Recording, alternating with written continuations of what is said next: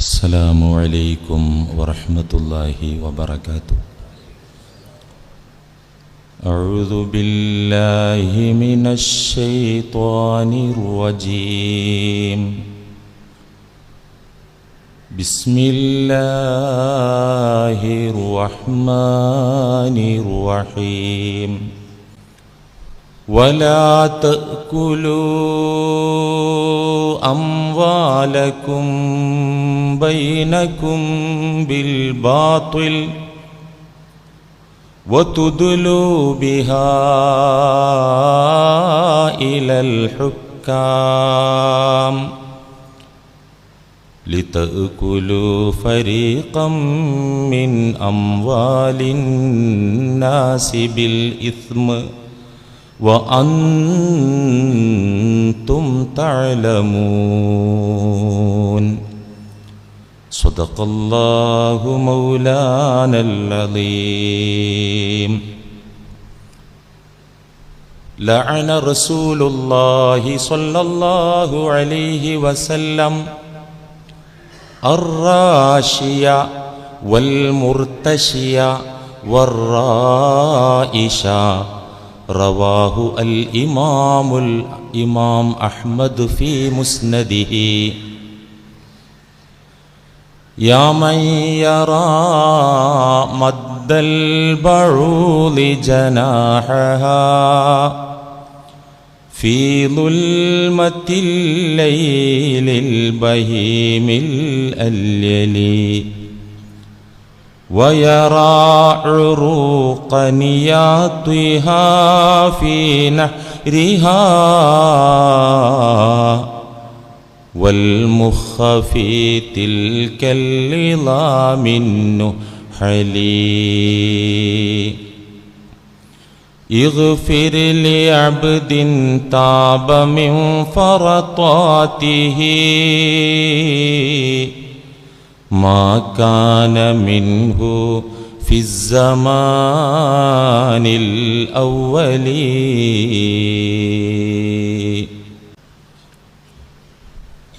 പ്രിയമുള്ള മുഅ്മിനീങ്ങളെ, സഹോദരന്മാരെ, കഴിഞ്ഞയാഴ്ച സൂചിപ്പിച്ചതുപോലെ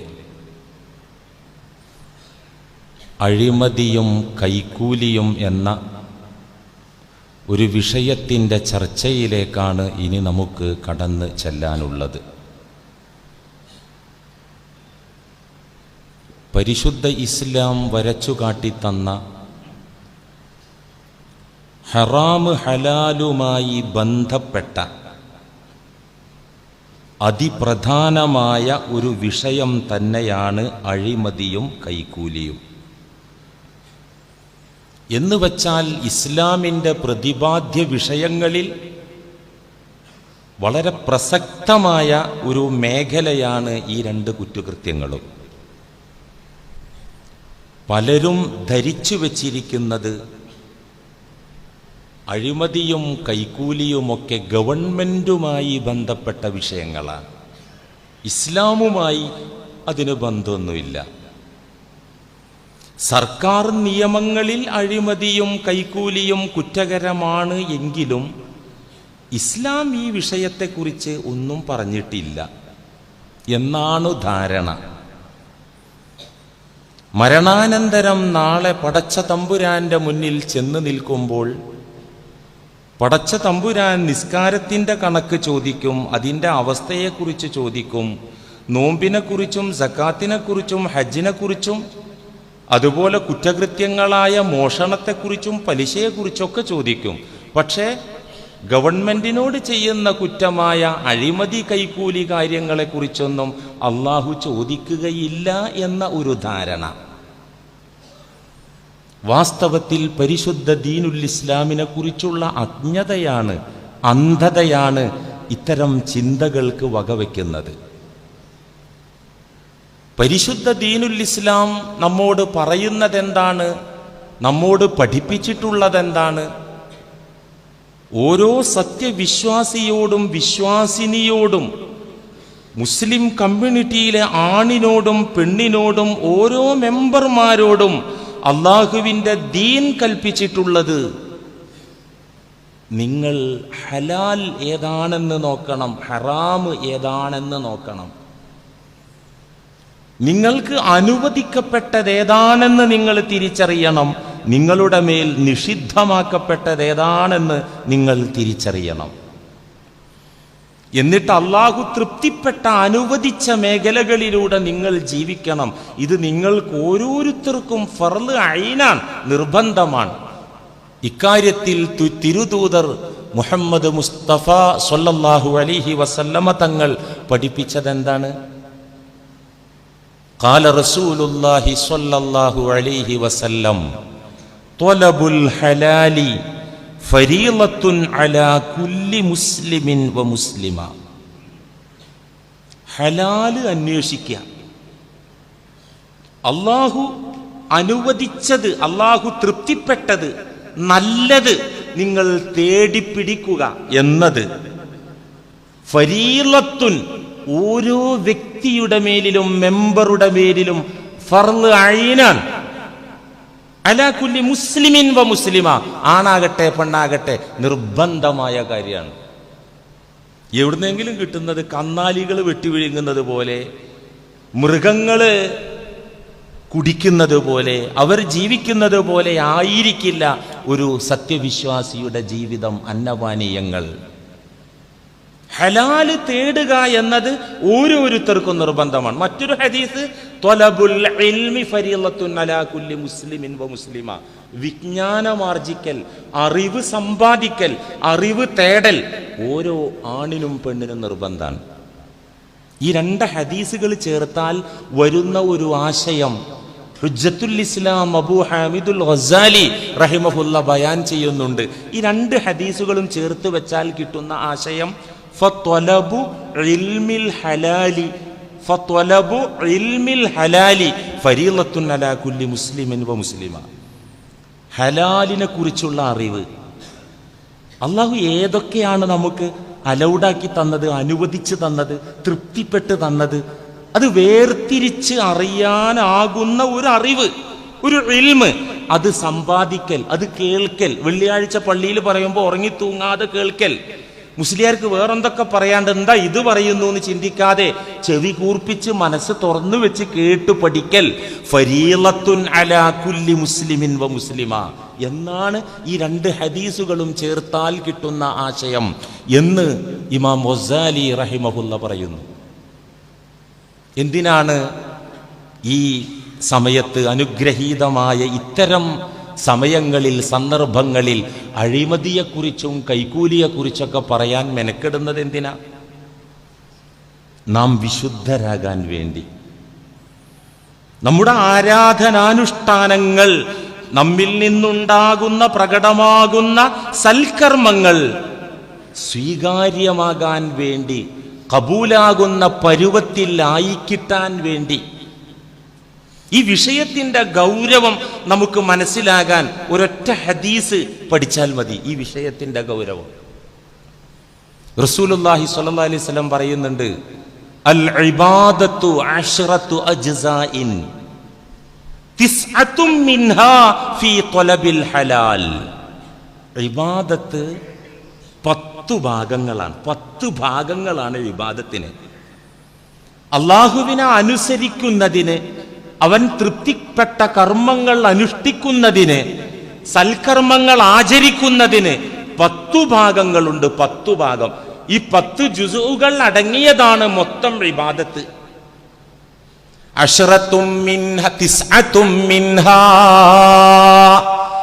ഇബാദത്തിന്റെ 10 ഭാഗങ്ങളിൽ 9 ഭാഗവും, അതേ ഇബാദത്തിന്റെ 90% ഫീ ത്വലബിൽ ഹലാൽ, അല്ലാഹു തൃപ്തിപ്പെട്ട ധനം, അനുവദിച്ച ധനം തേടുന്നതിലും സമ്പാദിക്കുന്നതിലുമാണ്. ഇബാദത്തിന്റെ 90% ഹലാല് തേടുക, ഹലാല് സമ്പാദിക്കുക എന്നതിലാണ്. ബാക്കി 10% മാത്രമേ ഉള്ളൂ ആചാരാനുഷ്ഠാനങ്ങൾക്ക് വരുന്നത്. 90% ഇബാദത്തിന്റെ സ്വീകാര്യത ഹലാലിലാണ്. ഫീ ത്വലബിൽ ഹലാൽ. എത്ര ഗൗരവമുണ്ട് എന്ന് ആലോചിച്ച് നോക്കൂ. നമുക്കൊരു മൈൻഡും ഇല്ലാത്തത് ഈ മേഖലയാണ്. അത് കിട്ടുന്നിടത്ത് കിട്ടട്ടെ, കൊടുക്കുന്നിടത്ത് കൊടുക്കാം. കുത്തി മറിഞ്ഞാൽ മതിയല്ലോ, പള്ളിയിൽ വന്ന് കുത്തി മറിഞ്ഞാൽ മതി, ചുണ്ടുകൾ ചലിപ്പിച്ച് അധര വ്യായാമം നടത്തിയാൽ മതി, ഹത്തങ്ങനെ എണ്ണം വർദ്ധിപ്പിച്ചാൽ മതി, ഇടക്കിടക്ക് മക്കത്തേക്ക് ഒന്ന് ടൂറ് പോയാൽ മതി, റമദാൻ വരുമ്പോ എന്തോ ചില്ലിക്കാശി ചക്കാത്ത് കൊടുത്താൽ മതി. ഇതെന്തെങ്കിലുമൊക്കെ ആവട്ടെ, പറ്റൂല. അൽ ഇബാദത്തു അശ്റത്തു അജ്സാ, ഇബാദത്തിന്റെ പുണ്യകർമ്മങ്ങളുടെ അല്ലാഹു തൃപ്തിപ്പെട്ട പ്രവർത്തനങ്ങളുടെ 90% അനുവദിക്കപ്പെട്ടത്, ഹലാലായത് സമ്പാദിക്കുന്നതിലാകുന്നു. റസൂലുള്ളാഹി സ്വല്ലല്ലാഹു അലൈഹി വസല്ലമ തങ്ങൾക്ക് ഇക്കാര്യത്തിൽ കൂടുതൽ ജാഗ്രതയുണ്ടായിരുന്നു. സ്വന്തം കാര്യത്തിൽ മാത്രമല്ല, ഉമ്മത്തിന്റെ കാര്യത്തില്, അവിടുത്തെ അഹ്ലുബൈത്തിന്റെ കാര്യത്തില്. പുന്നാര നബിയുടെ പൗത്രൻ അലി ഫാത്തിമ റളിയല്ലാഹു അൻഹുമാ ദമ്പതിമാരുടെ പ്രിയപ്പെട്ട പുത്രൻ, അഹ്ലുബൈത്തിന്റെ ഒരു പിതാവ് ഇമാം ഹസൻ റളിയല്ലാഹു അൻഹു കുഞ്ഞായ കാലം, മതവിധികൾ ബാധകമല്ലാത്ത കാല, കുഞ്ഞുപ്രായം. മറ്റൊരാളുടേത് അറിയാതെ കുഞ്ഞു വായിലിട്ടാൽ കഴിച്ചാൽ അത് ഹറാമൊന്നും ആവൂല. സത്യത്തില് മതവിധികൾ ബാധകമല്ലാത്ത കുഞ്ഞുപ്രായത്തിൽ സകാത്തിന്റെ ഭാഗത്തേക്ക്, ഇനത്തിലേക്ക് വന്നെത്തിയ കാരക്ക കൂട്ടത്തിൽ നിന്ന് ഒരു കാരക്ക എടുത്ത കുഞ്ഞുമോൻ വായിലിട്ടപ്പോ, അത് കുട്ടിയല്ലേ, കുഞ്ഞല്ലേ, വായിലിട്ടു പോയല്ലോ, മധുരം നുണഞ്ഞു പോയല്ലോ, അതാ കുഞ്ഞങ്ങട്ട് കഴിക്കട്ടെ എന്നും പറഞ്ഞ് അഷ്റഫുൽ ഖൽഖ് റസൂലുള്ളാഹി സ്വല്ലല്ലാഹി അലൈഹി വസല്ലം നോക്കി നിന്നില്ല, വെറുതെ വിട്ടില്ല. കലിമത്തു സജിരിൻ, തടയാൻ വേണ്ടി ഒരു ശബ്ദം പ്രയോഗിച്ച്, മോനെ അത് തുപ്പിക്കള എന്നും പറഞ്ഞ് ആ കുഞ്ഞു ശരീരത്തിൽ ഹറാമിന്റെ അംശം കലർന്നു പോകുന്നതിലുള്ള ആ ജാഗ്രതയുണ്ടല്ലോ, അത് നമുക്ക് മാതൃകയാണ്. അതുകൊണ്ടു തന്നെ അഴിമതി, കൈക്കൂലി, ഇന്ത്യൻ പ്രധാനമന്ത്രി നരേന്ദ്രമോദിയോടുള്ള കുറ്റമല്ല അഴിമതിയും കൈക്കൂലിയും. കേരള മുഖ്യമന്ത്രി പിണറായി വിജയനോട് മാത്രമുള്ള കുറ്റമല്ല. ഒരു മുസ്ലിമാണ് അഴിമതിക്ക് കൂട്ടുനിൽക്കുന്നതെങ്കിൽ, കൈക്കൂലി കൊടുക്കുന്നതെങ്കിൽ, കൈക്കൂലി വാങ്ങിക്കുന്നത് എങ്കിൽ അത് അല്ലാഹുവിനോടും റസൂലിനോടുമുള്ള അപരാധമാണ്, കുറ്റകൃത്യമാണ്. എന്തുകൊണ്ട്? അല്ലാഹുവും റസൂലും സത്യവിശ്വാസികളോട് കൽപ്പിക്കുന്നത് കേവലം ചില ചടങ്ങുകൾ ഒപ്പിച്ച് നിങ്ങൾ അങ്ങനെ ജീവിച്ചോളൂ എന്നല്ല. നിങ്ങളുടെ ജീവിതം അഖിലവും, ജീവിതത്തിന്റെ A to Z സമസ്ത മണ്ഡലങ്ങളും നിങ്ങൾ ഇബാദത്താക്കി മാറ്റണമെന്നാണ് അള്ളാഹുവിന്റെ കൽപ്പന. നിങ്ങളുടെ ജീവിതം ഇബാദത്താകണമെന്നാണ്. മാത്രമല്ല, ഈ ജീവിതത്തെ അള്ളാഹു വിശേഷിപ്പിച്ചത് പരലോക ചന്തയിൽ ലാഭം കൊയ്യുന്ന കച്ചവടം എന്നാണ്. ഈ ജീവിതം മൊത്തം ബിസിനസ്സാണ്. ഈ ജീവിതം ഒരു കച്ചവടമാണ്. എന്തിനുള്ള കച്ചവടം? പരലോക ചന്തയിലെ ലാഭത്തിന് വേണ്ടിയുള്ള കച്ചവടം. സൂറത്തു സൊഫിന്റെ 11-12 സൂക്തങ്ങൾ അതാണ് അള്ളാഹു പറയുന്നത്. യാ അയ്യുഹല്ലദീന ആമനൂ ഹൽ അദുല്ലുകും അലാ തിജാറത്തിൻ തുൻജീകും മിൻ അദാബിൻ അലീം തുഅ്മിനൂന ബില്ലാഹി വറസൂലി വതുജാഹിദൂന ഫീ സബീലില്ലാഹി ബിഅംവാലികും വഅൻഫുസികും ദാലികും ഖൈറുൽ ലക്കും ഇൻ കുൻതും തഅലമൂൻ. യാ അയ്യുഹല്ലദീന ആമനൂ, അല്ലയോ സത്യവിശ്വാസികളെ, മുഅ്മിനീങ്ങളെ, ഹൽ അദുല്ലുക്കും അലാ തിജാറ, ഞാൻ നിങ്ങൾക്കൊരു കച്ചവടം പറഞ്ഞു തരട്ടെ. അള്ളാഹു ചോദിക്കുക, എന്താ ഇടപാട് ചെയ്യാൻ പറ്റണേ, എന്താ ഇടപാട് ചെയ്യാൻ പറ്റണേ അന്വേഷിച്ച് നടക്കുകയാണ്. ആരെങ്കിലും ഒരു ഇടപാട് ചെയ്തിട്ട് വലിയ കുഴപ്പമില്ലെങ്കിൽ അതേ ഇടപാട് തന്നെ. പെരുമ്പാവൂരൊക്കെ ഈ പ്ലൈവുഡ് ഫാക്ടറി ഇത്ര വന്നത് എങ്ങനെയാ, ഇവിടെ വണ്ടി കച്ചവടക്കാർ ഇത്ര കൂടിയത് എങ്ങനെയാ, എവിടെ ലാഭം, അങ്ങോട്ട് ജനങ്ങൾ ഒഴുകുകയാണ്, അങ്ങോട്ട് എത്താനുള്ളൊരു ത്വരയാണ്. അള്ളാഹു ചോദിക്കാം, മുഅ്മിനീങ്ങളെ ഹൽ അദുല്ലുക്കും അലാ തിജാറ, നിങ്ങൾക്കൊരു കച്ചവടം ഞാൻ അറിയിച്ചു തരട്ടെ, ഒരു ബിസിനസിന്റെ കാര്യം നിങ്ങൾക്ക് പറഞ്ഞു തരട്ടെ. തുഞ്ചീകും മിൻ അദാബിൻ അലീം, ഞാൻ നിങ്ങൾക്ക് പറഞ്ഞു തരാൻ പോകുന്ന കച്ചവടം കോടികൾ ലക്ഷങ്ങൾ അമ്മാനമാടാനാകുന്ന വലിയ ലാഭം ഭൗതിക തലത്തിൽ കിട്ടുന്ന ഒരു ബിസിനസിനെ കുറിച്ചല്ല. തുഞ്ചീകും മിൻ അദാബിൻ അലീം, വേദനയേറിയ അസഹ്യമായ അല്ലാഹുവിന്റെ ശിക്ഷയിൽ നിന്ന് നിങ്ങളെ രക്ഷപ്പെടുത്തുന്ന കച്ചവടം, റബ്ബാനിയായ പ്രഹരത്തിൽ നിന്ന് നിങ്ങൾക്ക് മോചനം കിട്ടുന്ന കച്ചവടം, പരലോക ശിക്ഷയിൽ നിന്ന് നിങ്ങൾക്ക് മുക്തി കിട്ടുന്ന കച്ചവടം, നരകാഗ്നിയിൽ നിന്ന് മോചനം കിട്ടുന്ന ഒരു കച്ചവടം ഞാൻ നിങ്ങൾക്ക് പറഞ്ഞു തരട്ടെയോ, അറിയിച്ചു തരട്ടെയോ? ഏതാണ് ഈ കച്ചവടം? ജീവിതമാകുന്ന കച്ചവടം. സത്യവിശ്വാസം ഉൾക്കൊണ്ട് ധർമ്മം അനുഷ്ഠിച്ചുകൊണ്ടുള്ള ജീവിതത്തെക്കുറിച്ചാണ് ഇവിടെ കച്ചവടം എന്ന് പറഞ്ഞത്.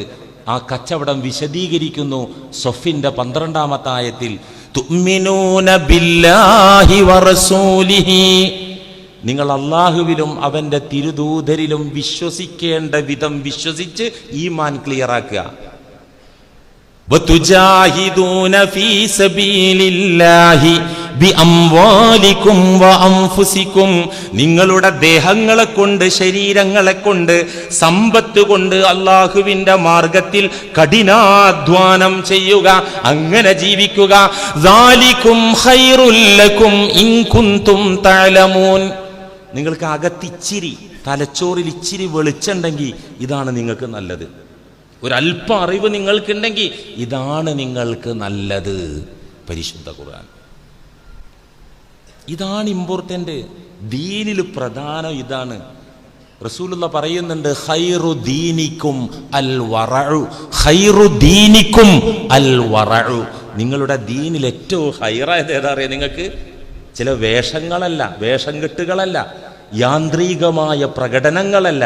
നിങ്ങളുടെ ദീനിൽ ഏറ്റവും ഗുണകരമായത്, നിങ്ങൾക്ക് നല്ലത് അൽ വറഉ, സൂക്ഷ്മതയാണ്. സൂക്ഷ്മതയോടുകൂടെയുള്ള ജീവിതം, ഹറാം ഹലാലിന്റെ കാര്യത്തിലുള്ള ജാഗ്രത. ഈ ജാഗ്രതയോടെ നമ്മളൊന്ന് ജീവിക്കാൻ തുടങ്ങിയപ്പോൾ പലരും പറയല്ലോ, ഇത്രയൊക്കെ ദീനിൽ അടുത്ത് വന്നിട്ടും ഈമാനിന്റെ ഒരു അഭിരുചിയില്ല, കാര്യമായി നെഞ്ചകത്തൊരു പരിവർത്തനമില്ല, ദുആക്കൊന്നും ഉത്തരല്ല. ഇതൊക്കെ ഒരു പരാതിയും പരിഭവമാണ് എല്ലാവർക്കും. ഞാനടക്കമുള്ള, ഞാൻ എന്നെ ഒഴിവാക്കിയിട്ടല്ല, നമ്മുടെയൊക്കെ പരാതിയാണ്. ഈ ഒരു പോയിന്റ് വറഅ്, ഹറാം ഹലാലിന്റെ കാര്യത്തിലുള്ള ജാഗ്രതയോടെ കുറച്ച് നമ്മളവിടെ ജീവിക്കാൻ തുടങ്ങുമ്പോൾ ഫലങ്ങൾ വന്നുകൊണ്ടിരിക്കും. മരിക്കണ്ട, ഇവിടുന്ന് തന്നെ അതിൻ്റെ ഫലങ്ങൾ ആസ്വദിക്കാൻ സാധിക്കും. സ്വഹാബി വര്യൻ, പ്രസിദ്ധനായ സ്വഹാബി സഅദ് ഇബ്നു അബീ വഖാസ് റളിയല്ലാഹു അൻഹു ഒരിക്കൽ തിരുസവിധത്തിൽ ചെന്നിട്ട് ആരംഭ റസൂലിനോട് പറഞ്ഞു, യാ റസൂലല്ലാഹ്, അങ്ങ് എനിക്ക് വേണ്ടി ദുആ ചെയ്യണം. എന്തിനാ ദുആ ചെയ്യണേ? എന്തിനാ ദുആ ചെയ്യണേ? എൻ്റെ ദുആക്ക് ഉത്തരം കിട്ടാൻ തങ്ങൾ ദുആ ചെയ്യണം. ഇതാ ബുദ്ധി, ഇത് ബുദ്ധിയാണ്. എനിക്ക് ആഫിയത്ത് ഉണ്ടാകാൻ ദുആ ചെയ്യണം എന്ന് പറഞ്ഞാൽ ആഫിയത്തെ ഉണ്ടാവുള്ളൂ. സമ്പത്തിൽ ബർക്കത്ത് ഉണ്ടാകാൻ ദുആ ചെയ്യാൻ അതേ ഉണ്ടാവുള്ളൂ. ദീർഘായുസിന് തുറക്കണം എന്ന് പറഞ്ഞാൽ അതേ ഉണ്ടാവുള്ളൂ. ഇദ്ദേഹം ബുദ്ധിയാണ് ഉപയോഗിച്ചത്. ഞാൻ അള്ളാഹിനോട് ചോദിക്കുന്ന നല്ല കാര്യങ്ങൾ, ഹലാലായ കാര്യങ്ങൾക്കൊക്കെ ഉത്തരം കിട്ടാൻ, മുസ്തജാബു ദഅവത്തിന്റെ ആൾ, പ്രാർത്ഥനയ്ക്ക് ഉത്തരം കിട്ടുന്ന ആളായി ഞാൻ മാറാൻ തങ്ങൾ ദുആ ചെയ്യണം. ഇങ്ങനെയാണ് സഅദ് റളിയല്ലാഹു അൻഹു ആവശ്യപ്പെട്ടത്. അള്ളാഹിന്റെ റസൂൽ എന്താ പറഞ്ഞത്? യാ സഅദു, അതിനൊറ്റ മാർഗ്ഗമുള്ളത്. സഅദേ, അതിനൊരു മാർഗ്ഗമുള്ളത്. താങ്കളുടെ അപേക്ഷകൾ അല്ലാഹു സ്വീകരിക്കാൻ, താങ്കളുടെ ചോദ്യങ്ങൾക്ക് അല്ലാഹു ഉത്തരം നൽകാൻ ഒരൊറ്റ മാർഗമാണുള്ളത്. യാ സഅദു അത്തിബ് തുആമക്, നിന്റെ ഫുഡ് നന്നാക്കിക്കോ. ചിക്കൻ ബിരിയാണി മട്ടൻ വറുത്തവും കഴിച്ചോന്നല്ല, അല്ലാഹു തൃപ്തിപ്പെട്ട, അല്ലാഹുവിന്റെ വീക്ഷണത്തിൽ നല്ലത്, ഹലാലായത് അതുമാത്രം നീ സമ്പാദിക്കുകയും അതുകൊണ്ട് ജീവിക്കാൻ തയ്യാറാവുകയും ചെയ്താൽ തകുൻ മുജാബദ് ദഅവ, പ്രാർത്ഥനയ്ക്ക് ഉത്തരം കിട്ടുന്ന ആളായി സഅദേ താങ്കൾക്ക് മാറാനാകും. മറ്റൊരു ഹദീസ് ഇഹ്യയിൽ ഇമാം മുസാലി ഉദ്ധരിച്ചതായിട്ട് കാണാം. മൻ അക്കലൽ ഹലാല 40 യൗമ, ഒരു 40 ദിവസം, അധികമൊന്നും വേണ്ട, 40 ദിവസം അള്ളാഹു തൃപ്തിപ്പെട്ട ആഹാരം, അവൻ തൃപ്തിപ്പെട്ട വെള്ളം, അവൻ തൃപ്തിപ്പെട്ട ലിബാസ്, വണ്ടി, മസ്കൻ, ജീവിത സാധന സാമഗ്രികളൊക്കെ ഹലാല് മാത്രം സ്വീകരിച്ച് ഏതൊരാൾ 40 ദിവസം ജീവിക്കാൻ തയ്യാറായാൽ നവ്വറല്ലാഹു ഖൽബ, അവന്റെ ഹൃദയത്തെ അള്ളാഹു പ്രകാശിപ്പിക്കും. ഈമാന്റെ വെളിച്ചം കത്താൻ തുടങ്ങും മനസ്സിൽ.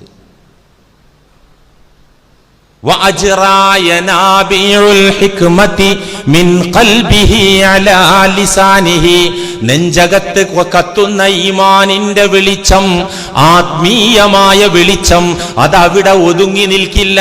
ഹൃദയത്തിൽ നിന്ന് നാവിലൂടെ വെളിയിലേക്ക് വരാൻ തുടങ്ങും. ആ മനുഷ്യൻ പിന്നെ റബ്ബാനിയായ മഅലൂമാത്തുകൾ, മഅരിഫത്തിന്റെ ജ്ഞാനങ്ങൾ ഇത് പറയാൻ തുടങ്ങും. 40 ദിവസം മതി എന്നാ പറഞ്ഞ്. അതുകൊണ്ട് ഇത് വളരെ പ്രധാനമാണ് മുഅ്മിനീങ്ങളെ, സഹോദരന്മാരെ. നമുക്ക് ഈ വിഷയം ഒന്ന് ചെറുതായിട്ട്, കൂടുതൽ നീട്ടിപ്പരത്തി പറയാതെ ചെറുതായിട്ടൊന്ന് ചർച്ചക്കെടുക്കാം. ആദ്യം നമുക്ക് കൈക്കൂലി പറയാം. കാരണം അഴിമതിക്ക് ചാൻസ് കിട്ടിയവർക്ക് അഴിമതി നടത്താൻ പറ്റുള്ളൂ, എല്ലാവർക്കും അത് പറ്റൂലല്ലോ. ഈ കൂടിയ കൂട്ടത്തിൽ നിന്ന് 5-10 പേർക്കൊക്കെ അഴിമതിക്ക് ചാൻസ് കിട്ടുള്ളൂ. കൈക്കൂലിയോ ഏത് പെട്ടിക്കടക്കാരനും ഉന്തുവണ്ടിക്കാരനും കൊടുക്കാൻ പറ്റുന്നതാണ് കൈക്കൂലി. കൈക്കൂലി, റിശ്വത്ത് എന്ന പദമാണ് ഹദീസുകളിൽ നിന്ന് കൈക്കൂലിയെ കുറിച്ച് പറഞ്ഞിട്ടുള്ളത്. അരിശ്വത്തു എന്താണ്? ദീൻ വിലക്കിയ റിശ്വത്ത്, കൈക്കൂലി. അരിശ്വത്തു ഹിയ മാ യുഅ്താ ലിഇബ്താലി ഹഖ്ഖിൻ ഔ ഇഹ്ഖാഖി ബാത്തിലിൻ. ഇതാണ് റിശ്വത്തിന്റെ നിർവചനം. കൈക്കൂലിയെ നിർവചിച്ച് ഇസ്ലാമിക പണ്ഡിതന്മാർ തഅരീഫ് പറഞ്ഞിട്ടുള്ളത്.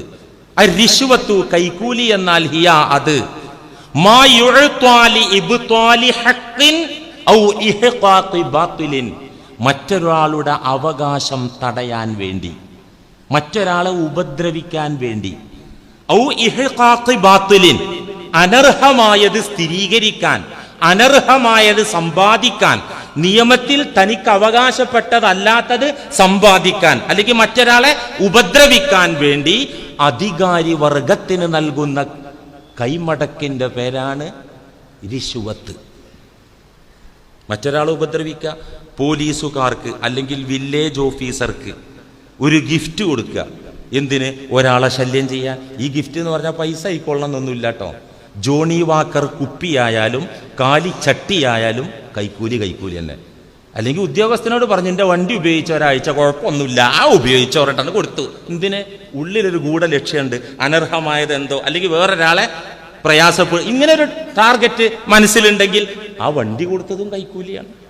നമ്മുടെ ഗവൺമെന്റും പറയുന്നത് അങ്ങനെയാണ്. പാരിതോഷികങ്ങൾ കൊടുക്കുന്നതും മേടിക്കുന്നതും ശിക്ഷാർഹമാണെന്ന് ആ ഓഫീസിൽ എഴുതി വെച്ചത്. പണം മാത്രല്ല. അതുപോലെ തന്നെ നിയമത്തിൽ തനിക്ക് അവകാശപ്പെട്ടതല്ലാത്ത, തനിക്ക് അർഹതയില്ലാത്ത, അനർഹമായത് സമ്പാദിക്കാൻ വേണ്ടി ഉദ്യോഗസ്ഥന്മാർക്ക് നൽകുന്ന ഗിഫ്റ്റ്, അല്ലെങ്കിൽ ഒരാൾ ചെയ്തു കൊടുക്കാൻ ഉത്തരവാദപ്പെട്ട കർത്തവ്യങ്ങൾ, ഉത്തരവാദിത്തങ്ങൾ, അത് അയാളുടെ ബാധ്യതയാണ്. ആ കർത്തവ്യങ്ങൾ നിർവഹിക്കുക എന്നത്. അനർഹമായത് എന്തെങ്കിലും കിട്ടിയേ ചെയ്യൂ എന്ന ബുദ്ധിയോടെ അനർഹമായത് മേടിച്ച് തൻ്റെ ഉത്തരവാദിത്തം നിർവഹിക്കലും ഒക്കെ കൈക്കൂലിയുടെ വകഭേദങ്ങളാണ്. ഇതിനെക്കുറിച്ച് ഇസ്ലാം എന്താ പറഞ്ഞത്? അർരിശ്വത്തു കബീറത്തും മിനൽ കബായിർ. ഇത് ചെറിയൊരു കുറ്റമൊന്നുമല്ല. ചെറിയ കുറ്റങ്ങൾ കുറേ ഉണ്ട്. ഉളൂ ചെയ്യുമ്പോൾ താഴെ വീണു പോകുന്ന കുറേ കുറ്റമുണ്ട്. നിസ്കരിക്കുമ്പോൾ, സൽക്കർമ്മങ്ങൾ ചെയ്യുമ്പോൾ അള്ളാഹു ഹസനാത്തുകൾ കൊണ്ട് സയ്യിആത്തിനെ ഇല്ലായ്മ ചെയ്യുന്നല്ലേ. ബാക്കി ചെറിയ കുറ്റങ്ങൾ, കബീറത്ത് നടക്കൂല. അതിന് സ്പെഷ്യൽ തൗബ തന്നെ വേണം. സ്പെഷ്യൽ തൗബയിൽ ഈ വെട്ടി വിഴുങ്ങിയതൊക്കെ തിരിച്ചു കൊടുക്കും വേണം. അങ്ങനെ ഒരു പ്രശ്നം കൂടിയുണ്ട്. അർരിശ്വത്തു കബീറത്തും മിനൽ കബായിർ, കൈക്കൂലി കൊടുക്കലും വാങ്ങിക്കലും വൻദോഷങ്ങളിൽപ്പെട്ട ഒരു വലിയ കുറ്റം തന്നെയാണ്. വൻദോഷങ്ങളിൽപ്പെട്ട ഒരു വലിയ കുറ്റമാണ് കൈക്കൂലി ഇടപാട്. എന്തുകൊണ്ട്? ഒന്ന്, രാജ്യ നിയമങ്ങൾക്ക് അത് വിരുദ്ധാണ്. രാജ്യനിയമങ്ങൾ പാലിക്കുക ഒരു മുസ്ലിമിന്റെ ബാധ്യതയാണ്. രാജ്യനിയമങ്ങൾക്കത് വിരുദ്ധമാണ്. 1. 2, തിന്മയെ സഹായിക്കൽ അതിലുണ്ട്. 3, ഹറാമ് സമ്പാദിക്കൽ അതിലൂടെ വരുന്നുണ്ട്. സർവോപരി പാവപ്പെട്ടവന്റെ അവകാശം ധ്വംസിക്കൽ, പാവപ്പെട്ടവന്റെ അവകാശം തടയൽ കൈക്കൂലി ഇടപാടിലുണ്ട്. അതെങ്ങനെ? പണക്കാർ തങ്ങളുടെ കാര്യം പണം വിതറിക്കൊണ്ട്, പണമെറിഞ്ഞുകൊണ്ട് പെട്ടെന്ന് നേടിയെടുക്കും. സാമ്പത്തിക കഴിവുള്ള ആളുകൾ, സൗകര്യമുള്ള ആളുകൾ അവരുടെ ആവശ്യം പണമെറിഞ്ഞിട്ട് പെട്ടെന്ന് സാധ്യമാക്കും. ഉത്തരവാദിത്തം നിർവഹിക്കേണ്ടുന്ന ഉദ്യോഗസ്ഥന്മാർ ഇത് കിട്ടി ശീലമാകുമ്പോൾ സാധുക്കൾ ഒന്നും കൊടുക്കാനില്ലാത്തവർ ചെന്നാൽ അവരനങ്ങൂല. ഇങ്ങനൊരു പ്രശ്നമാണ് ഇവിടെ വലുത്.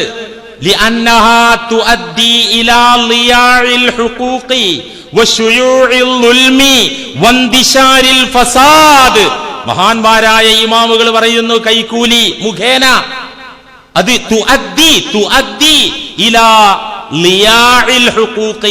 അവകാശങ്ങൾ ധ്വംസിക്കപ്പെടുന്നതിലേക്ക്, അക്രമം വ്യാപിക്കുന്നതിലേക്ക്, വന്ദിശാരിൽ ഫസാദ് കുഴപ്പങ്ങൾ പ്രകടമാകുന്നതിലേക്ക് നയിക്കും. അതുകൊണ്ട് കബീറത്തും മിനൽ കബായിർ, വൻദോഷാണെന്നാ പറഞ്ഞത്. റസൂലുള്ളാഹി സ്വല്ലല്ലാഹു അലൈഹി വസല്ലമ തങ്ങള് ഈ മേഖലയുമായി ബന്ധപ്പെട്ട സർവരെയും ശപിച്ചതായ ഹദീസ്, സ്വഹീഹായ ഖബർ ഹദീസ് കിതാബുകളിൽ കാണാം. ലഅന റസൂലുള്ളാഹി സ്വല്ലല്ലാഹു അലൈഹി വസല്ലം. ശ്രദ്ധിച്ചോളണേ, എല്ലാവരും ശ്രദ്ധിച്ചോട്ടോ. വില്ലേജ് ഓഫീസിൽ ചെന്നിട്ട് ചെറിയൊരു കൈമടക്ക് കൊടുത്തിട്ട് അതാണ്ട് നേടി പോരാന്ന് വിചാരിക്കുന്ന സാധാരണക്കാരെ കേട്ടോളൂ. ലഅന റസൂലുള്ളാഹി സ്വല്ലല്ലാഹു അലൈഹി വസല്ലം. അല്ലെങ്കിൽ പോലീസ് സ്റ്റേഷനിൽ ചെന്നിട്ട് എന്തോ ഒരു കാര്യത്തിൽ, എന്താ പോലീസ് കാര്യം ചെയ്തു തരാനുള്ള ആളല്ലേ, നിർവഹിച്ചു തരാനുള്ള ആളല്ലേ. അവകാശപ്പെട്ട കാര്യങ്ങൾ, ഇപ്പൊ ഉദാഹരണം പറയുകയാണെങ്കിൽ ഒരു വരുമാന സർട്ടിഫിക്കറ്റ്, ആധാരം പോക്കുവരവ് ചെയ്തു തരല്, ഒരു ക്ലിയറൻസ് സർട്ടിഫിക്കറ്റ്, ഇതൊക്കെ ഓരോ പൗരന്റെയും അവകാശ. ഇതിന് ഫലമോ ഫീസോ ഒന്നും കൊടുക്കാതെ പൗരന് കിട്ടേണ്ടുന്ന അവകാശാണ്. ഇതിന് പൈസ കൊടുക്കുക. ഇങ്ങനെ കൊടുക്കുന്ന ആളുകൾ, മേടിക്കുന്ന ആളുകൾ കേൾക്കുന്നുണ്ടെങ്കിൽ ശരിക്ക് ശ്രദ്ധയോടെ മനസ്സിലാക്കുക. ലഅന റസൂലുള്ളാഹി സ്വല്ലല്ലാഹു അലൈഹി വസല്ലം, അല്ലാഹുവിന്റെ തിരുദൂതർ ശപിച്ചിരിക്കുന്നു, ലഅനത്താക്കിയിരിക്കുന്നു. അർറാശിയ വൽ മുർതശിയ വറായിഷ. അഹ്മദ് റഹിമഹുല്ല മുസ്നദിൽ ഉദ്ധരിച്ചിട്ടുണ്ട്. ഇമാം തുർമുദിയും ഇബ്നു മാജയും ഒക്കെ സ്വഹീഹായ ഹദീസാണ്. അള്ളാഹുവിന്റെ റസൂൽ ശപിച്ചിരിക്കുന്നു. ആരെ? അർറാശിയ. ആദ്യം പറഞ്ഞത് കൈക്കൂലി കൊടുക്കുന്നവനെ. കൊടുക്കാൻ തയ്യാറാകുമ്പോഴാണ് ഈ കുറ്റങ്ങളൊക്കെ വ്യാപിക്കുക. അർറാശിയ, കൈക്കൂലി കൊടുക്കുന്നവനെ അള്ളാഹുവിന്റെ റസൂല് ശപിച്ചിരിക്കുന്നു. വൽ മുർതശിയ, കൈക്കൂലി വാങ്ങിക്കുന്നവനെ. അവിടെ തീർന്നോ? കൊടുക്കുന്നവനും വാങ്ങിക്കുന്നവനും മാത്രമല്ല മൽഊനാകുക. വറായിഷ, കൈക്കൂലി കൊടുക്കുന്നവന്റെയും മേടിക്കുന്നവന്റെയും ഇടയിൽ നിൽക്കുന്ന ഏജന്റ്, ഇടനിലക്കാരനെയും റസൂലുള്ളാഹി സ്വല്ലല്ലാഹു അലൈഹി വസല്ലമ ശപിച്ചിട്ടുണ്ട്. ഏതാ ഈ ഇടനിലക്കാരൻ? പോലീസ് സ്റ്റേഷൻ പരിസരത്ത്, വില്ലേജ് ഓഫീസിന്റെ പരിസരത്ത്, സപ്ലൈ ഓഫീസിന്റെ പരിസരത്ത് നിലയുറപ്പിക്കുന്ന ചില ഏജന്റുമാരുണ്ട്. ആളുകളെ സഹായിക്കാനല്ലോ, ഒന്നും അറിയാൻ പാടില്ലാത്ത ആളുകളെ സഹായിക്കുന്ന കുറച്ച് ആളുകളുണ്ട്. ഒന്നും പ്രതിഫലം ചോദിക്കാതെ, എന്നാൽ എന്തെങ്കിലും ഗിഫ്റ്റ് ആയിട്ട് എന്തെങ്കിലും, അത് കുഴപ്പമൊന്നും, സഹായം. അതുപോലെ അവിടെ എഴുത്തുകുത്ത് നടത്തുന്ന സാധുക്കൾ ഉണ്ടാവും, ഫോറം പൂരിപ്പിക്കുന്ന ഒരു മേശട്ട്, പച്ചപ്പാവങ്ങൾ, ഒന്നൊരു തെറ്റുമില്ല, അവരെ ഫീസ് മേടിച്ച് ജീവിച്ചോട്ടെ. ഇതല്ല പറയുന്നത്. സാധാരണക്കാർക്കിടയിലും ഉദ്യോഗസ്ഥർക്കിടയിലുമുള്ള പാലമായി കൈക്കൂലിക്ക് പാലമിട്ടുകൊണ്ട് നിൽക്കുന്ന ഏജന്റുമാർ നേർക്ക് നേരെ കൈക്കൂലി കൊടുക്കുമ്പോ പിടിക്കപ്പെടാൻ സാധ്യതയുണ്ട്, വിജിലൻസിന്റെ വലയിൽ വീഴാൻ സാധ്യതയുണ്ട്. ഇതൊരു കുഴപ്പമില്ല, പുറത്ത് വെച്ച് ഏജന്റിനെ ഏൽപ്പിച്ചാൽ മതി. വൈകുന്നേരം ആകുമ്പോൾ ഉദ്യോഗസ്ഥനൊന്ന് കാണും. 10% ഏജന്റിനും 90% ഉദ്യോഗസ്ഥന്റെ പോക്കറ്റുക്കും സുരക്ഷിതമാണ്. കക്കാൻ അറിയുന്നവന് നിൽക്കാനും അറിയണ്ട, അതൊക്കെ അവർ പഠിച്ചിട്ടുണ്ടാവും. ഇത് കടുത്ത അപരാധമാണ്. ഇങ്ങനെ ഇടയിൽ നിൽക്കുന്ന ഏജന്റുമാരെയും കൊടുക്കാൻ നിൽക്കുന്ന വ്യക്തികളെയും വാങ്ങിച്ചു വെക്കുന്ന അധികാരികളെയും റസൂലുള്ളാഹി സ്വല്ലല്ലാഹു അലൈഹി വസല്ലമ ശപിച്ചിരിക്കുന്നു എന്ന് പറഞ്ഞാൽ അവനൊരിക്കലും അല്ലാഹുവിന്റെ റഹ്മത്ത് കിട്ടൂല, പടച്ചവന്റെ ഭാഗത്ത് നിന്നുള്ള കാരുണ്യം പ്രതീക്ഷിക്കേണ്ടതില്ല. അങ്ങനെ വാരിക്കൂട്ടി വെച്ച സമ്പത്തിൽ റബ്ബാനിയായ ബറക്കത്ത്, അല്ലാഹുവിൽ നിന്നുള്ള അഭിവൃദ്ധി, സമാധാനം അത് പ്രതീക്ഷിക്കേണ്ട ആവശ്യമില്ല. ഞാൻ മൊത്തത്തിൽ ആക്ഷേപിക്കൽ ഈ പോലീസ് ഉദ്യോഗസ്ഥന്മാരെ എത്ര മേടിക്കുന്നുണ്ട്. ഇവർ നല്ലൊരു കച്ചവടക്കാര് ജീവിക്കുന്ന സെറ്റപ്പിൽ ജീവിക്കുന്നത് കാണും. ഞാൻ എല്ലാ പോലീസുകാരെയും എല്ലാം പറയണ്ടോ, സത്യസന്ധരായ പോലീസുകാരുണ്ട്. അത് ഉണ്ടെങ്കിൽ തന്നെ അവരെ വെച്ചേക്കൂല. ഈ സൂക്കേടുള്ള ആളുകൾ ഇവരെ വെച്ചേക്കൂല, ഇടങ്ങാറാക്കും മര്യാദ. പക്ഷെ അവർക്ക് റബ്ബാനിയായ സഹായം ഉണ്ടാവും. ഈ കൈക്കൂലി മേടിച്ചിട്ട് ഒരു നല്ല ജീവിതം റാഹത്തായിട്ട് ഇത് മേടിച്ച് കൂട്ടിയിട്ട് അവസാനം റിട്ടയർഡായ ഭ്രാന്താകുന്ന കാഴ്ച കാണണേ. തമാശയല്ല, ഭ്രാന്തായി മാറുക. കാരണം ഈ കോലത്തിൽ അകത്ത് കയറ്റിയിട്ടേ ഇത് മക്കളെ തീറ്റിയ മക്കൾ ഈ തന്തയെ തല്ലും, തള്ളയെ ദ്രോഹിക്കും, ഉറപ്പ്. എന്തുകൊണ്ട്? റസൂലുള്ളാഹി ശപിച്ചിട്ടുണ്ട്. ഈ ശാപം എങ്ങനെയാണ്? ബറക്കത്തുണ്ടാവില്ല, റഹ്മത്തുണ്ടാവില്ല. ഇതില്ലെങ്കിൽ എന്തോരണ്ടായിട്ട് എന്താ കാര്യം? കൈക്കൂലി അരുതെന്ന് പറയുന്ന അല്ലാഹുവിന്റെ ഖുർആൻ വാക്യം അതുമുണ്ട് മുഅ്മിനീങ്ങളെ, അതുണ്ട്. സൂറത്തുൽ ബഖറയുടെ 188-ാമത്തെ ആയത്തിൽ അല്ലാഹു ശക്തമായ താക്കീതാണ് നൽകുന്നത്. ആർക്ക്? കൈക്കൂലി കൊടുക്കുന്നവരെയാണ് ഇവിടെ താക്കീത് നൽകുന്നത്. മേടിക്കുന്നവർക്ക് വേറെ ആയത്തുണ്ട്. ഇന്ന് നമ്മൾ പറയാൻ പോകുന്നത് കൊടുക്കുന്ന ആൾക്കാരോടുള്ള താക്കീതാണ്. കൈക്കൂലി കൊടുക്കാൻ മെനക്കെടുന്ന, കൊടുത്ത് കാര്യങ്ങൾ വസൂലാക്കുന്ന ആളുകൾക്കുള്ള താക്കീത്. ബഖറ സൂറത്തിന്റെ 188. വലാ തഅകുലൂ അംവാലകും ബൈനകും ബിൽ ബാത്തിൽ. നിങ്ങൾക്കിടയിലുള്ള ധനം അനർഹമായി നിങ്ങൾ തിന്നരുതേ. നിങ്ങൾക്കിടയിലുള്ള സമ്പത്ത് അത് നിങ്ങൾക്ക് അർഹതയില്ലാത്ത സമ്പത്ത് നിങ്ങൾ സമ്പാദിച്ച് അതുകൊണ്ട് നിങ്ങൾ ജീവിക്കാൻ ശ്രമിക്കരുതേ. ബിൽ ബാത്തിൽ എന്നാ പറഞ്ഞത്. ഐ ലാ തകൂനു മശ്റൂഅതൻ, നിയമപരമല്ലാത്ത ധനം, നിയമപരമായി നിങ്ങൾക്ക് അനുവാദമില്ലാത്ത ധനം അത് സമ്പാദിക്കുകയോ അതുകൊണ്ട് ആഹരിക്കുകയോ ചെയ്യരുതേ.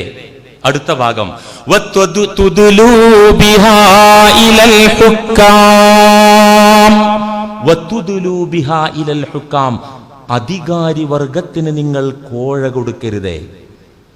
അല്ലാഹു പറയാ വതുദുലൂ ബിഹാ ഇലൽ ഹുക്കാം, ഗവൺമെന്റ് ഉദ്യോഗസ്ഥന്മാർ, നിയമപാലകർ, അധികാരി വർഗം, അവർക്ക് നിങ്ങൾ കൈക്കൂലി കൊടുക്കരുതേ. ഖൗലുഹു തആല തഫ്സീറുകളിൽ കാണാം വതുദുലൂ ബിഹാ ഇലൽ ഹുക്കാം ഐ ലാ തർശൂ ബിൽ അംവാലി ഇലൽ ഹുക്കാമി ലിയഖ്ലൂ ലക്കും ബിഅക്സറ മിൻഹാ. നിങ്ങൾ ഉദ്യോഗസ്ഥന്മാർക്ക് കൈക്കൂലി കൊടുക്കരുത്. എന്തിന്? ലി യഖ്ലൂ ലക്കും ബിഅക്സറ മിൻഹാ, നിങ്ങൾ ആ കൊടുത്ത തുകയേക്കാൾ വലുത് അവർ നിങ്ങൾക്ക് ഒപ്പിച്ചു തരാൻ വേണ്ടി. കൈക്കൂലി 50,000 കൊടുക്കണമെങ്കിൽ 50 ലക്ഷത്തിന്റെ കാര്യപ്പുറത്ത് നടക്കും. ബിഅക്സറ മിൻഹാ. ഇമാം റാസി റഹിമഹുല്ല ഈ ആയത്ത് വിശദീകരിച്ചുകൊണ്ട് തഫ്സീറുൽ കബീറിൽ ഇമാം റാസി തഫ്സീറുർ റാസിയിൽ വിശദീകരിക്കുന്നുണ്ട്. എങ്ങനെ ഈ ആയത്ത് വിശദീകരിക്കുകയാണ്?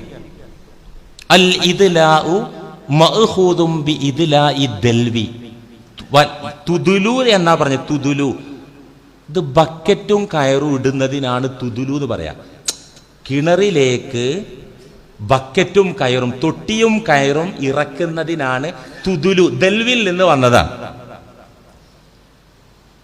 അൽ ഇദ്ലാഉ അല്ലാഹുവ തുദുലു ബിഹാ ഇലൽ ഹുക്കാം എന്നാ പറഞ്ഞത്. അൽ ഇദ്ലാഉ ഇവിടത്തെ തുദുലു എന്ന പ്രയോഗം മിൻ ഇദ്ലാഇ ദൽവി, തൊട്ടിയും കയറും ഇറക്കുന്നതിൽ നിന്ന് വന്നതാണ്. വഹുവ ഇർസാലുക ഇയാഹാ ഫിൽ ബിഇരി, തൊട്ടിയും കയറും നീ കിണറ്റിലേക്കിടുന്നു. എന്തിന്? വെള്ളം എടുക്കാൻ. എന്തിനാ തൊട്ടിയും കയറും കിണറ്റിലിടുന്നത്? തൊട്ടിയും കയറും കിണറ്റിലിറക്കുന്നത് എന്തിനാ? രണ്ട് കാര്യത്തിനാണ്. ഒന്ന്, അപ്രാപ്യമായത് പ്രാപിക്കാൻ, അകലെയുള്ളത് അടുത്തേക്ക് അടുപ്പിക്കുക, 1. 2, ഇറക്കിയതിന്റെ ധാരാളം ഇരട്ടികൾ ഇങ്ങോട്ട് വലിച്ചെടുക്കുക. തൊട്ടിയും കയറും ബ്ലാങ്ക് കാലി ബക്കറ്റാളെ ഇറക്കുക. ഇങ്ങോട്ട് വലിക്കുമ്പോഴോ അതിന്റെ എത്രയോ ഇരട്ടി വെയിറ്റിൽ അങ്ങനെയാണ് ഇങ്ങോട്ട് എടുക്കുക. 2 കാര്യത്തിനാ തൊട്ടിയും കയറും കിണറിൽ ഇറക്കുന്നത്. 1, അകലെയുള്ളത് അടുപ്പിക്കാൻ. 2, ഇറക്കിയതിന്റെ എത്രയോ ഇരട്ടി തിരിച്ചു വലിക്കാൻ. ഇവിടെ എന്താ നടക്കുന്നത്? അപ്രാപ്യമായത്, തനിക്ക് അർഹതയില്ലാത്ത ഒരു സാധനം, ഒരു പൈസ അല്ലെങ്കിൽ ഒരു സ്ഥലം അല്ലെങ്കിൽ ഒരു അധികാര സ്ഥാനം തനിക്ക് അർഹതല്ല, അത് കിട്ടാൻ വേണ്ടി, അപ്രാപ്യമായത് കിട്ടാൻ വേണ്ടി ഹുക്കാം, ഭരണാധികാരികളിലേക്ക് തൊട്ടിയും കയറും ഇറക്കുക, പൈസയായിട്ട് ഇറക്കുക.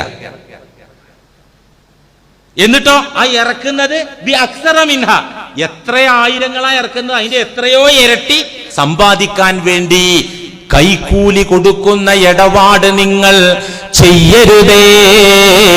ലിതഅകുലു ഫരീഖം മിൻ അംവാലിൻ നാസി ബിൽ ഇസ്മി വഅൻതും തഅലമൂൻ. ജനങ്ങളുടെ സമ്പത്തിൽ നിന്ന് തെറ്റായ നിലക്ക്, കുറ്റകരമായ നിലക്ക് സമ്പാദിച്ച് വെട്ടി വിഴുങ്ങുന്ന രീതി ഉണ്ടല്ലോ. വഅൻതും തഅലമൂൻ, നിങ്ങൾക്കറിയാം ഇത് റോങ് ആണെന്ന്. ഈ വിധത്തിൽ നിങ്ങൾ ചെയ്യരുതേ. അത് അക്രമമാണ്, അത് അനീതിയാണ്, അത് കടുത്ത കുറ്റമാണ്. പരിശുദ്ധ ഖുർആൻ അല്ലാഹു പറയാണ്, കൈക്കൂലി കൊടുക്കാൻ നിൽക്കരുതേ. മുസ്ലിമീങ്ങളായ നമ്മള് നന്നായി ശ്രദ്ധിക്കണം ഈ കാര്യം. രാജ്യ നിയമങ്ങൾ പാലിക്കുന്നിടത്ത് നമുക്ക് നല്ല ജാഗ്രത വേണം. ഭരണകൂടങ്ങൾ ഒരു പക്ഷേ നമ്മളെ വേട്ടയാടിയേക്കാം, ഉപദ്രവിച്ചേക്കാം. ഇന്നിപ്പോൾ ഒരു ഡിസംബർ 6 ബാബരി ധ്വംസനത്തിൻ്റെ മറ്റൊരാണ്ടുകൂടിയാണ് ഇന്ന്. ഇതുപോലെ ഒരു ഡിസംബർ 6, 1992 ഡിസംബർ 6 ബാബരി മസ്ജിദ് തകർക്കപ്പെട്ടത്. ബാബരി മാത്രമല്ല, ഗ്യാൻവാപ്പി പള്ളിയും സമ്പലിലെ പള്ളിയും ഒരുപാട് മസ്ജിദുകൾക്ക് മേൽ അവകാശവാദം ഉന്നയിക്കുകയാണ്. മസ്ജിദുകളൊന്നും പോരാത്തത് കൊണ്ട് മഹാന്മാരുടെ ഖബറിടങ്ങൾക്ക് മേലും അവകാശവാദം. അജ്മീർ ദർഗ, ഖാജാ മുഈനുദ്ദീൻ ചിശ്തി തങ്ങളുടെ അന്ത്യവിശ്രമയിടം അജ്മീറിലെ ദർഗ ഏതോ ക്ഷേത്രമായിരുന്നു എന്നാണ് പുതിയ അവകാശവാദം. ഇത്തരം അർത്ഥശൂന്യമായ അവകാശവാദങ്ങൾക്ക് ചൂട്ടുപിടിക്കാൻ ഈ രാജ്യത്തെ കോടതികൾ കൂടി രംഗത്ത് വരുമ്പോൾ അതൊരു വൻ പ്രതിസന്ധി തന്നെ. മുസ്ലിങ്ങളല്ലാത്ത യുക്തിവാദികളിൽ നിന്ന് ചിലർ സംസാരിക്കുന്നത് ഞാൻ കേട്ടു ഈ കഴിഞ്ഞയാഴ്ച. യുക്തിവാദികൾ അവരെന്താ പറഞ്ഞത്? സൂഫികൾ എന്ന് പറഞ്ഞാൽ ഒട്ടും വർഗീയതയില്ലാത്ത ആളുകളാണ്. അവർ ജാതി നോക്കി, മതം നോക്കി മനുഷ്യരെ ഉപദ്രവിക്കാനോ വഴക്ക് പറയാത്ത ആളുകളാണ് സൂഫികൾ. ഭാരതീയ ദർശനത്തെ ചീത്ത പറയാത്ത ആളുകളാണ് സൂഫികൾ. എന്നിട്ട് പോലും അവരുടെ ദർഗകൾക്ക് മേൽ പോലും അവകാശവാദം ഉന്നയിച്ചാൽ ഈ രാജ്യം തകരുമെന്ന് പറഞ്ഞത് ഒരു മുസ്ലിം ചിന്തകനല്ല, ഒരു യുക്തിവാദി പറഞ്ഞത് കഴിഞ്ഞ ആഴ്ച ഞാൻ കേട്ടു.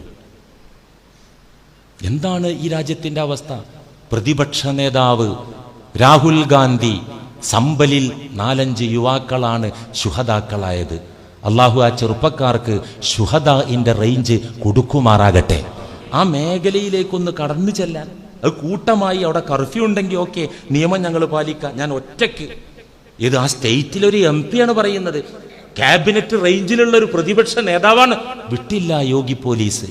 ഇതൊക്കെ പ്രശ്നമാണ്. ഈ പ്രശ്നമൊന്നും ലഘൂകരിക്കുന്നില്ല, നിസാരായി കാണുന്നില്ല. ഞാനും നിങ്ങൾ ഇവിടെ എന്താ ചെയ്യേണ്ടത്? നമ്മൾ നിയമം കയ്യിലെടുക്കല്ല. നരേന്ദ്രമോദിന്റെ ഗവൺമെന്റ് കള്ള ഗവൺമെന്റാണ്, അതുകൊണ്ട് കിട്ടുന്നിടത്തോളം പറ്റിക്കണം. GST വെട്ടിപ്പ് സുന്നത്താണ്. ഇതൊന്നും നമുക്ക് പറയാൻ പാടില്ല. നമ്മൾ രാജ്യനിയമം പാലിക്കുക. ഈ രാജ്യത്തോട് കൂറും പ്രതിബദ്ധതയും കടപ്പാടും. അവരക്രമിയാണെങ്കിൽ നമ്മളും അക്രമികളാകണോ?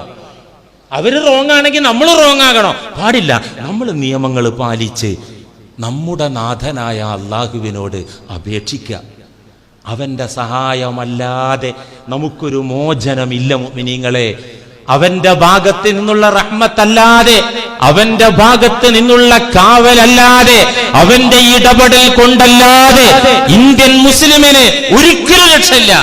ഒരു രാജ്യത്തും ഉള്ള മുസ്ലിങ്ങൾക്ക് രക്ഷയില്ല.